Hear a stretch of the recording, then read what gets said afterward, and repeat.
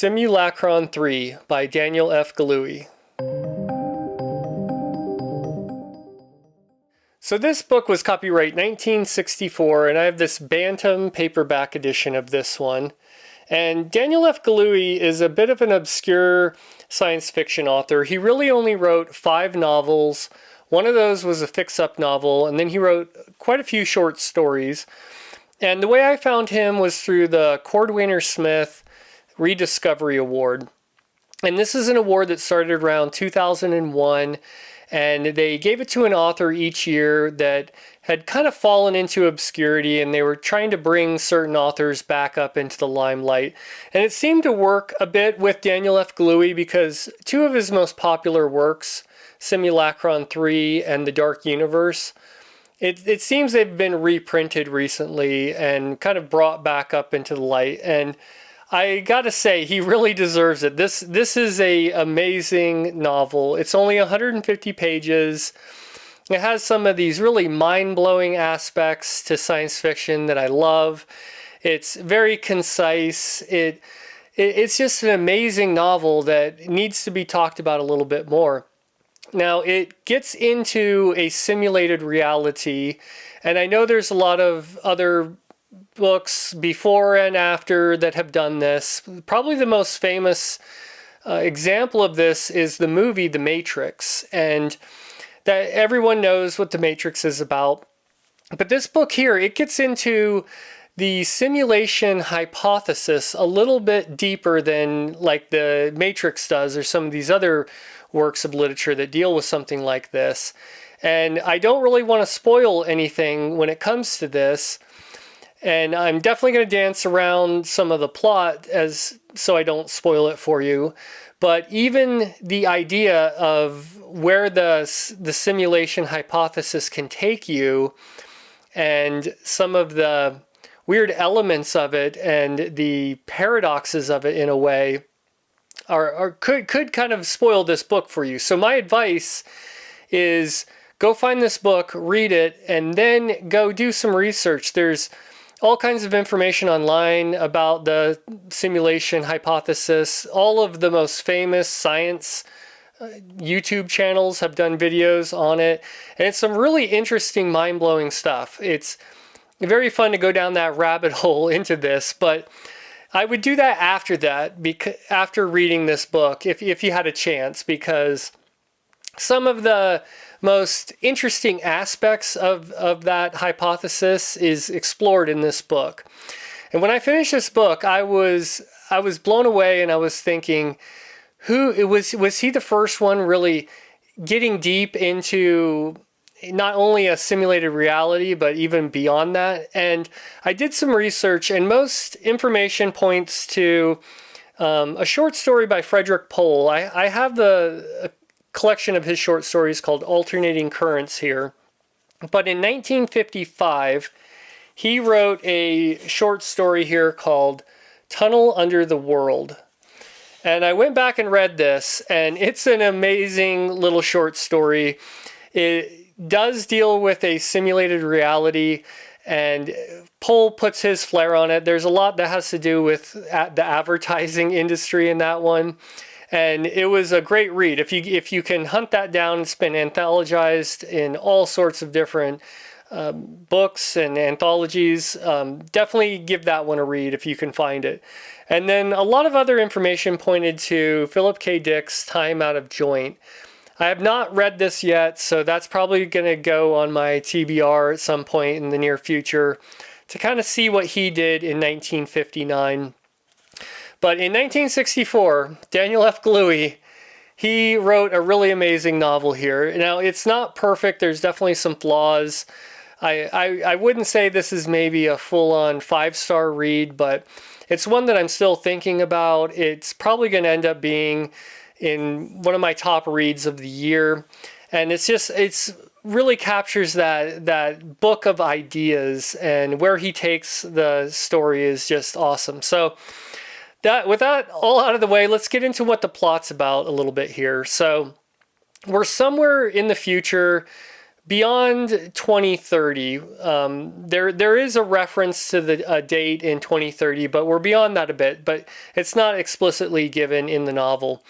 And the world is kind of doing pretty well, and there's this really big industry that does opinion polling. And this is a group of people who go around and kind of, talk to people and get their opinions on all sorts of matters, from the latest fashions all the way up to political questions about who they think should be running the world and this kind of thing. And it's a very important aspect to society, and it's used for all sorts of means. And there's this whole industry that operates this whole opinion polling group.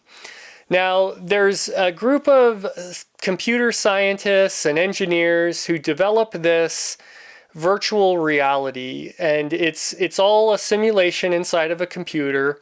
And this is written in 1964, so the computer technology is a little bit different. We've got data drums and tape drives and things like this. It's more of an analog computing simulation than a digital environment that we'd be used to today. But, Galouye was working with what he had at the time, and this is just a little aspect of the story. And he envisioned this really, truly simulated reality where the entities, the people that are inside of there, are like sentient beings who can make their own decisions. And this group who developed this company, they want to use this to kind of replace the real life opinion polling that is going on in the world. And they could just ask these virtual citizens of this virtual world some of these questions and get very realistic responses and answers. And this could end up like displacing this whole group of people and their jobs. And there's a lot that goes on with that, with striking and people going against this. And it's very interesting, this idea of technology displacing jobs and what happens in that whole mix. And he does a really good job with that part of it. Now, our main character, his name is Douglas Hall, and he's one of the computer scientists that helped develop this. And his boss, the guy directly over him, kind of suddenly died in sort of a mysterious way. And Hall, our main character, kind of takes over his role. So he kind of leapfrogs into this position, and he has a lot of power because of the potential of this virtual world and what it can do. And there's also a politician named Siskin who's kind of trying to pull our main character's strings and guide him on a path that Siskin is trying to use this virtual reality for, which is a little different and a little bit more maybe sinister than what our scientists are trying to use it for. So there's quite a few things going on in the beginning of this book. This is kind of the initial setup. And then right away, our main character starts noticing a lot of weird anomalies and weird things happening with co-workers and this political guy Siskin and all sorts of things. And that's kind of where I'm going to leave it. The book is very entertaining from cover to cover. It goes through some ups and downs. It has some twists. It's got some real, truly mind-blowing parts of this one. And in 150 pages, it felt like a much longer book. It took me a lot longer to read this book than it would for a normal book this size, because Galouye put this story together really well, and it was confusing at times. And I had to kind of keep going back and rereading some sections to make sure I understood what was going on. And probably the closest comparison I could make with this book is some of Philip K. Dick's writings, where you have a main character who is not sure what reality is, and they're questioning their own sanity, and they're starting to get really paranoid. And that's really what happens in this one a lot. It's really fantastic. I think you got to check this one out. If you like my channel and follow what I read, then this is an easy recommender. There's very little that I didn't like about this. It is a product of its time from 1964. You don't get a real deep character study in this one on every character.